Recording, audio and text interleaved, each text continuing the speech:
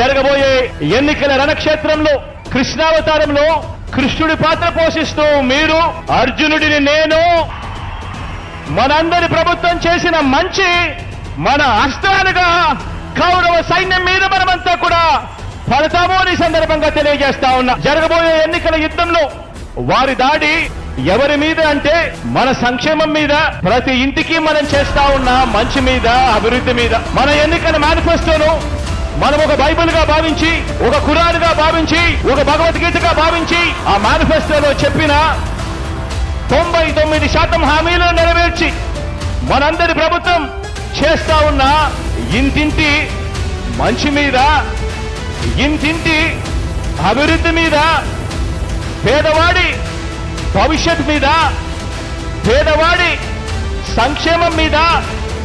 గ్రామ గ్రామం అభివృద్ధి మీద, సామాజిక వర్గాల